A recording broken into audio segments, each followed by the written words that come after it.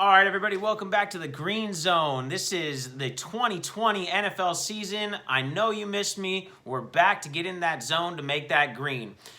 Last week we weren't here. We don't do week one on the Green Zone. We're really here to make some serious cash. We don't really know what's going to go on in week one, so forget about it. We'll start here in week two, and we'll go through week 16 all the way to the playoffs and the Super Bowl. So first up, we're going to do our NFL pick'ems. We'll get into our betting advice, and then follow that up with daily fantasy advice. Let's not waste any time, guys. As we like to say here on the Green Zone, let's kick it off. First game first. Giants at the Bears in a battle of the shits right off the rip. Nobody cares about this game. I'm going to say the Bears by default, not because they're good. Mitchell Trubisky, I know you're not a quarterback for the NFL, so we'll see how long it takes for you to peter out in Chicago. Giants, they're just not quite there yet. Danny Jones, I like you, but you're not talented all around. Saquon Barkley's a beast. Tree chunks for days. But no, we're not going to go with the Giants right here. Although they could win, I'm going to go soft on the Bears. Next, Rams at Eagles. Eagles disappointing week one matchup against the Washington football team. That is a football team without a name that you lost to. Does anyone feel that the owner of the Redskins is just doing that because he's bitter? I do. Let's take a drink of Diet Coke real quick.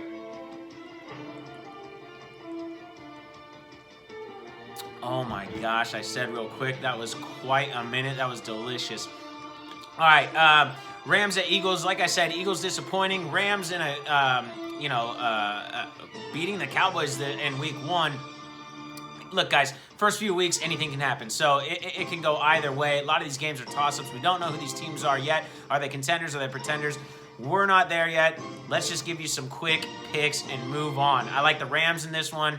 I think the Eagles aren't very good. I'm not sure if I believe in the talent that they have there at wideout. We got Falcons at Cowboys. Cowboys in this one, although they are no longer America's team. That's right, I said it. The Falcons aren't very good. The Falcons don't have a defense. They need an elite player at either the defensive line, secondary, or linebacker core. They don't have one at any of those positions, so that's their weakness. I like the Cowboys as a more well-rounded team than the Falcons. Panthers at Bucks, guys. I know everybody wanted to see Brady come into Tampa and do well right away. I know I did, right? Everybody's kind of pulling for the guy. He moves on, but he's still Tom Brady, right? I think he played better than a lot of people think he's going to do. I knew there'd be an overreaction either way. Either he's the best in the world and it was the best move for him and the Bucs are going to win the Super Bowl, or Brady's washed up and the Bucs are terrible and he made a terrible decision. I think it's somewhere in the middle. I think the Bucs can probably make the playoffs this year. I think it takes a little time to gel. They didn't have a preseason, so it's just going to take a little bit for those, the cogs of the machine to get going, right? They got to get greased up. You got to grease that greasy pig up, and then you get going. So a little practice here. It's going to take some teams some time in this COVID quarantine season. So give the Bucs a newly formed team in a lot of aspects. Give them some time, and I think they're going to be all right. That defense is a little bit better than people think. We're going to go Bucs over the Panthers in this one. Panthers I'm just not excited about in any regard other than Christian McCaffrey. We got the 49ers at the Jets, guys. You guys know here that the Niners are near and dear to my heart. I love them. Disappointing last year that they lost the Super Bowl. But they're a good team, right? And they're going to be good. They're missing a few weapons right now. They don't have Deebo Samuel. They don't have Jalen Hurd. They don't have really any wideout threat at all. They lost Emmanuel Sanders, or they let him go, however you want to spin that. Bottom line is, teams that are going against the Niners are going to know that they need to just stack the box, focus on Kittle, and focus on the run game, and make Jimmy G and that Niners wide receiverless offense beat you on the outside. Well, it's going to be difficult to do this week because you're the Jets and you don't have a great defense. At the same time, Niners are missing George Kittle, and they're also missing Richard Sherman. So they're missing a few of their top weapons on both defense and offense. I still like the Niners in that. Despite all the green I got going around me, I think the green machine gets shut down 2 weeks in a row. Niners win this one, but don't expect it to be as big as it usually would be if the Niners were at full strength here. Notice there's a green screen behind me, and I'm wearing green. That's not irony. This is the Green Zone, guys. Go Niners in this one. I think they bounce back and get through a little less of a margin of victory there than you would expect. So taper your expectations. Broncos at Steelers. Gonna go Steelers in this one, guys. Broncos don't really have a team yet. They're gelling. They're young. They got some maturing to do. Steelers, on the other hand, they got a solid defense there. I know you guys saw that game last week. I like the Steelers. Next, we got the Jags at Titans. Titans in this one, guys. I'm going both AFC and NFC championship. The Titans lost the AFC Championship. Well, I'm going two teams that I kind of like here. Titans are in the AFC. I was hoping it was going to be Niners-Titans Super Bowl last year. It wasn't. That's what I was trying to spit out. Titans are going to win this one against the Jags team that's playing better than a lot of people might have thought. Minshew Mania continues, but not week 2. All right, you got to wet the palate, guys. I'm going to be talking a lot here. Next, Lions at Packers, another divisional game for the Packers. They took care of the Vikings in week 1. They're going to take care of the Lions in week 2. They're just a better team than the Lions. And it is a divisional game, so it can be a close one here. Everybody knows the divisional games. Your opponent knows you. There's not going to be any surprises. I'm still going to take Aaron Rodgers in the Pack over the Lions. Bills at Dolphins, guys. I'm high on the Bills this year. I like them. I love them. I want some more of them. Give me Josh Allen all day and the Bills beating up on those Dolphins. Ryan Fitzmagic, I think not. Not happening this week. That Bills defense is too good. Tre'Davious White will be shutting down his side of the field like always. Give me the Bills all day. Vikings at Colts, guys. I'm going to go a little bit of an upset here. I like the Vikings in this one. I am also big on the Colts, and I do like them. Phillip Rivers is going to fit in just fine there. I liked them last week. They look good. They've also got Darius Leonard there at linebacker. They got a good young defense. I'm loving the Colts, but this week, I think the Vikings bounce back, and I think they get that win that they need. I think they just wanted a little bit more this week, so give me the Vikings. Next, we got the Washington football team versus the Cardinals. I cannot believe I'm saying the Washington football team. That's right. They are a nameless team going against the Cardinals. One of these teams is going to be 2-0, which is absolutely ridiculous. I know it's only 2 games, guys, but we're talking about the Washington football team and the Arizona Cardinals being 2-0. One or the other, right? I'm going to go with the Cardinals being that team. I think the NFC West is the best division in the NFL right now. The worst team in that division will probably be the Cardinals at the end of the year, and they're not a bad team. If the worst team in the division is the Arizona Cardinals, led by Kyler Murray and DeAndre Hopkins, you could do a lot worse, guys. Let's be honest. So, tough division, good teams. Cardinals beat the Washington Redskins. Enough said. Moving on. Ravens at Texans. I think I've been saying this for years. The Texans are not contenders. They're pretenders. The Ravens are for real. I would not be surprised if the Ravens reach the Super Bowl this year. They look great. Give me Lamar Jackson and the Ravens all damn day. Next, we got the Chiefs and the Chargers. The Chiefs are going to repeat and win the Super Bowl. That's right. You heard it. Week 2 here on the Green Zone. But yes, Chiefs will definitely beat the Chargers. Tyrod Taylor, good backup, not a good starting quarterback. How long does it take people to realize that? I'm sorry, Tyrod. I like you. I watch you on Hard Knocks, but it's just not. It's not going to happen, buddy. Let's move on. We've got Pats and Seahawks. Pete Carroll sold his soul to the devil, and Belichick is an amazing head coach, so we've got a good matchup here. I'm going to give it to the Seahawks, being the better team all around. I think they're going to beat Belichick and those Pats. Cam Newton will be ripping off his jersey after he gets a rushing touchdown, but not enough. It will be the Seahawks in for the W there. Next, we got Saints at Raiders, guys. Saints will beat those Las Vegas Raiders. I do like how the Raiders played last week, but that was a different opponent. This week, they have the Saints. The Saints are a good team. Give me the Saints. That is it for our head-to-head matchups, guys. Let's go ahead and move on to our betting segment. We're throwing in a little wrench here. We usually go pick'ems to fantasy to betting segment. We're going to throw our bets in right here because we're getting this in late on a Saturday night, and I want you guys to have some time to make that money. First, you should always know when you are betting on the NFL, you do want to wait to make your big bets. You do not want to bet something big or bet your house on within the first 3 weeks of the NFL, guys. We don't know who's going to do what. We want to wait, get a little bit of a feel for some teams. So normally I'm going to give you about 8 to 10 bets, sometimes 12, overs, unders, parlays, whatever. This week, I'm going to give you 5. It's still a good amount of bets to take and pick and choose from. I'm still batting over 80% on my win percentage here. But we just want to take it easy, all right? Let's be cautious on week 2 and 3, and then we can start raking in those dollar bills, y'all. So first, let's start with what I like, which is the the Cowboys minus 3.5. Yes, that's right. The Cowboys are playing the Falcons. I'm not big on the Falcons, guys. I said it before. They need more of a defense before they're going to impress me. The Falcons are always going to have somewhat of a good offense. Matt Ryan's always going to do his thing. Julio Jones is always going to do his thing until they retire, of course. they have weapons on the offensive side. Calvin Ridley is an amazing number 2 wide receiver. I'd take him as a number 1 on the Niners all damn day. But they don't have a defense, and that pains my heart to say that because they've got a couple of Florida Gators on their team, and as a Gator fan myself, it hurts me to say it, but it is the truth. The Cowboys, on the other hand, they do have some defensive weapons. Dak Prescott, Zeke Elliott, and those guys are going to get it done. I think Zeke has a huge day.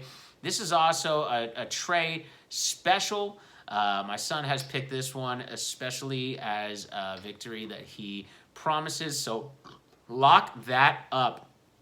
That's -3.5 and the Cowboys. We forgot our money music here.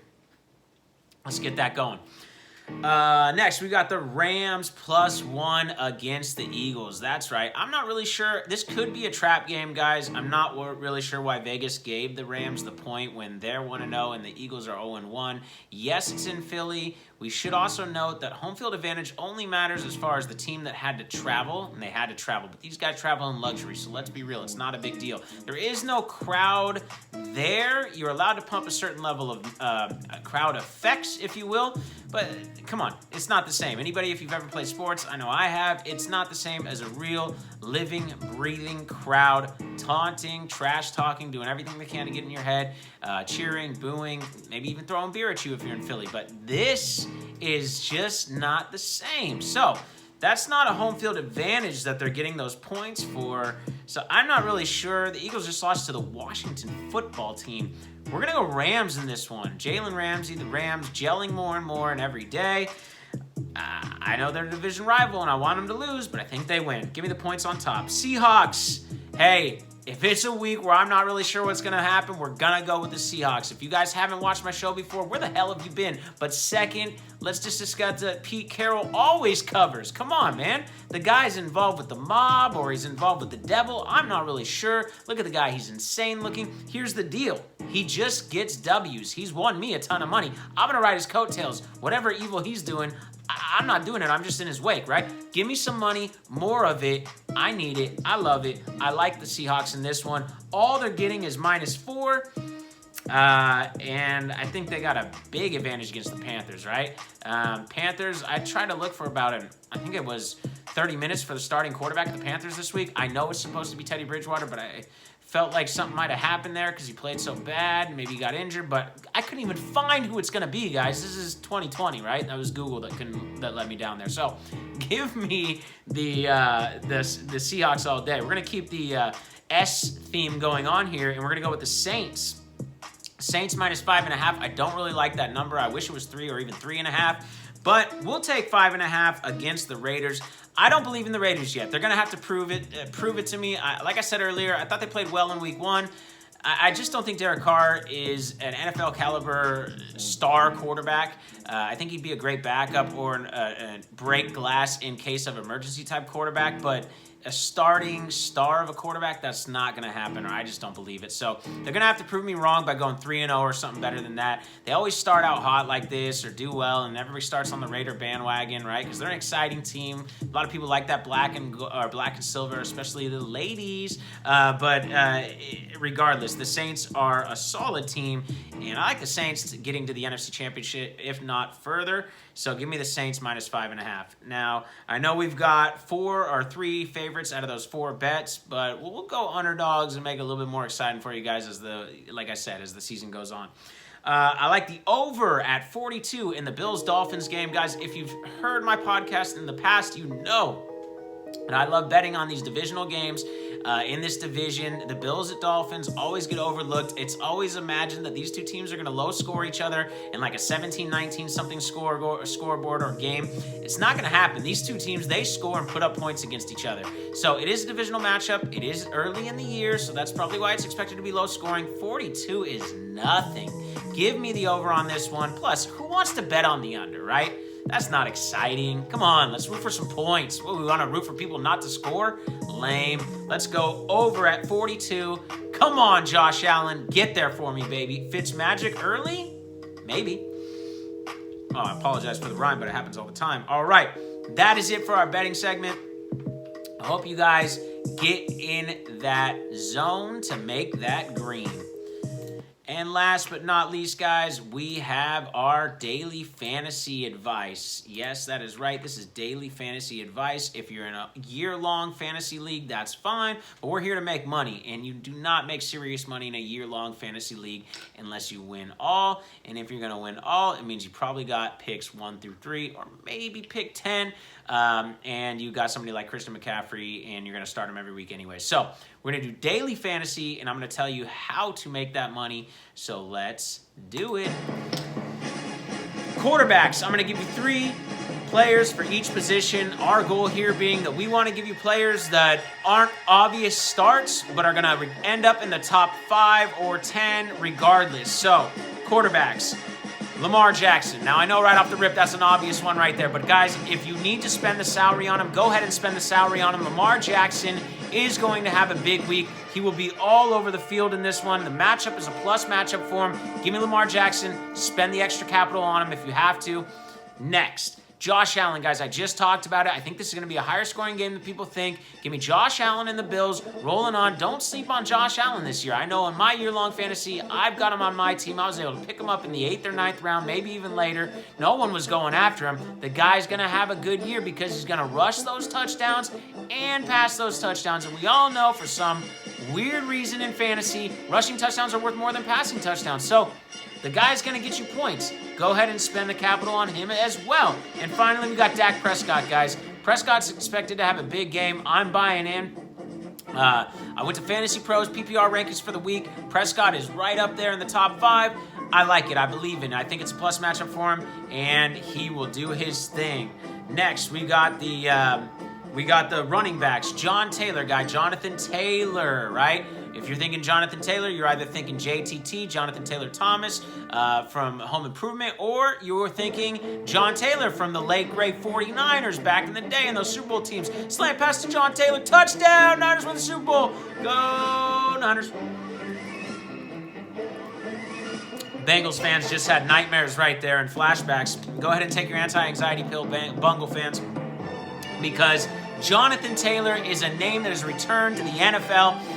This man is the backup running back behind Marlon Mack for the Colts, but if you notice, the Colts want to get him the ball. He got 14 to 15 points in his Week 1 debut as a rookie when he was behind Marlon Mack and other guy there, Nyheim Hines, who played great, by the way, but Jonathan Taylor, the point is, they're going to get him his touches, and the guy's going to make the most of him because he's an athlete. He looks good out there. He's going to get the ball. If you're in a PPR, I especially like this play. Give me more Jonathan Taylor. Next is Austin Eckler, guys. I understand if you took Austin Eckler, you took him in the first round, and you were a little disappointed after he only put 80 yards up in Week 1 on 19 touches. I know what's more alarming than that to me is the 1 reception. And Taylor didn't get the ball to him as much as I'd like, and that is something I feared before the season. That's why I steered away from him. Tyrod Taylor's not big on going to his running backs. He'll scramble before he dumps off. He's got one of those arms where he's either going to rocket it or he's going to sail it on you or he's going to throw it, rocket it at your feet. He doesn't have a lot of touch in an emergency type capacity to get it to the running back out of the backfield. He'll just take it himself because he is an athlete. So it was a fear of mine. That's the most concerning part. But the part that I don't hit the panic button on is, 1, it's Week 1. Number 2, the guy still got 19 touches. Give me Austin Eckler and 20 touches all dang day. I love it. If the guy gets 20-plus touches each and every game, he's going to make his yards. He's a talented back. He's quick. He's fast. He's nasty. Give him the ball. I like to see what he can do. Yes, I'd like to see a little bit more in the passing game for the PPR stats. I know that's why you took him so high, fantasy players, but I think he has a bounce-back game this week. If he doesn't, come back and see me Week 3. We'll figure this out. We'll talk about it. Let's just do it. Next, we've got Zeke Elliott. Obviously, he's a no-brainer, guys. He's down at number 3 on my list behind those other 2 guys that you can get cheaper. So if you do go for one of those cheaper guys, you probably can bounce back and still afford Zeke Elliott. He's got a plus matchup. Don't go Dak and Zeke. Go one or the other. But I like the Cowboys versus the Falcons. Like I said, Falcons don't have much of a need to talk about. Zeke's going to eat like he normally does. Give me Zeke Elliott. And finally, we still got more positions to go through. I don't know what I'm talking about. Week 1 jitters for myself. Wide receiver, guys, Mike Evans. Chris Godwin is hurt. That pains my heart just saying it, or is that indigestion? I don't know. Bottom line is, it sucks. I took Chris Godwin as my 3rd overall pick. He's out. Concussion protocol. Give me Mike Evans and more of him. Tom Brady's got to target somebody, and I like him targeting his slot receiver, Chris Godwin, when he's there. Godwin's out. That means more targets for Mike Evans, which usually means more touchdowns, more positivity, right? The guy's a beast. He's going to eventually kick off his season and explode. I like it to probably be this game. Give me Mike Evans. Next, Allen Robinson. This guy's been the picture of consistency. I like him. He's on my team. I know that, and I know I won week 1. I like his matchup even better this week, so continue to plug and play Allen Robinson. Spend the money if you have to. He's worth it. And then we've got Hollywood Brown. Probably somebody you could sneak in there later. I do like the tandem of teaming up Lamar Jackson and Hollywood Brown here. Then you get the 10 points for every touchdown. I think Hollywood Brown is a little bit too fast for the defense he's going. I mean, he's too fast for every defense, right? But him and Lamar are going to connect on a couple of touchdowns, at least one. Okay, I'm going to promise you at least one. And if that promise doesn't fall through, well, I'm not going to do anything for you because there's no way for you to be upset with me or meet me in person or anything like that. So I don't really care. So I like the fact that Marquise Brown is too fast for that defense over there. Give me the Ravens all day and give me Hollywood Brown. And then finally, guys, we got, that's your 3 wide receivers. Next, tight ends, followed by defenses. We're going to get you the hell out of here so you can make your bets and win that money tomorrow. Zach Ertz, that's right. Philadelphia, Zach Ertz is still your number 1 wide receiver, and he is your tight end. That's because the Philadelphia Eagles are a lot like the 49ers in the sense that they've got talented running backs, they've got a talented tight end, but they don't really have much to speak at the wide receiver area. Deshaun Jackson was going to come back and save you. The guy's like 48 years old. Is that his carcass running around out there? I'm not really sure. It might be his spirit. Who cares? Bottom line is he's not going to put up his like he normally would. If he does, he's going to have big first few weeks of the season, then get hurt, then be shelved for the rest of the season. So if Deshaun Jackson goes off, then sell him high. But boys and girls in your regular fantasy, we're talking Zach Ertz here. He's a consistent, reliable target for Carson Wentz, and he's going to continue to do it this week. Then we've got Hunter Henry, guys. If you haven't heard of him, he's been on the Chargers for a few years now. He's had a career a lot like my beloved Jordan Reed from Florida, where he just can't stay healthy. Every single year he's on the IR. Every single year he's injured. But when he's healthy, this guy can make a difference. I like him. I think Tyrod will hit him up for the Los Angeles Chargers, and he will do his thing. Give me Hunter Henry. And finally, guys, somebody I really like, and I'm going to mention his name a lot this year, is Hayden Hurst. If you liked Austin Hooper last year in the Falcons offense, you're going to love Hayden Hurst. That's because Hayden Hurst is a more talented, younger, faster, stronger tight end, more receiver type of a tight end. He's more talented than Austin Hooper was. Nothing against Hooper. He runs great routes. He's a great blocker, and he's got reliable hands. Guy's just a little bit slow, and he's not much of a receiver. He's more of a tight end, a blocking tight end. This Hayden Hurst guy, he can do a little bit more of it. I know you've probably heard of him if you follow football at all, but the bottom line is Hayden Hurst is in a position where he's going to get receptions. Matt Ryan loves to throw to the tight end near the end zone. Where he's going to continue to do that with a more athletic tight end. So it just makes for more touchdown opportunity and a better player in that position. Can I say the same thing more than I already have? You get the point, right? Next, we've got our defenses. Oh my goodness. This podcast should be brought to you by Diet Pepsi, but it's not. They're not sponsoring me yet, so screw that. We got defenses next. Pittsburgh, guys. Pittsburgh is a great defense. They've plugged in some amazing young players into the spots that they need to. In order to have an elite defense, I've said it here on the Green Zone before, you need an elite player at every single level, right? Your defensive line, your linebacking core, and then finally your secondary. Hey! Sorry, that's my new puppy. Hey! What are you even looking at? So we got defenses. The Steelers do have Minkah Fitzpatrick. They plugged him in at the secondary level. He's doing great. And then we've got, he's got a couple other guys. He's doing fine. Oh my goodness. We've lost everything. Oh gosh. Oh God. That bump was this guy's head. Okay, he's fine. Everybody take a break. Relax. We've got our stuff together. You stay here for the last few picks, Brutus. We got Pittsburgh Steelers defense. They're going to do fine. His heart is racing into my hand right now. The Los Angeles Rams have an incredible defense. I like them gelling and getting better and better as the week continues. Thank you, my beautiful wife, cleaning up the spilled Diet Pepsi. And then finally, guys, the Buffalo Bills, they are going to be a strong defense all year. Tre'Davious White shutting down that corner spot, like I said earlier. We don't need to go over, just got a cramp. We don't need to go over our defenses because they're not that exciting. Say goodbye to the fans, Brutus. You really kicked off the season, didn't you? Bye. Bye. All right. See you guys. Get that money. Mwah.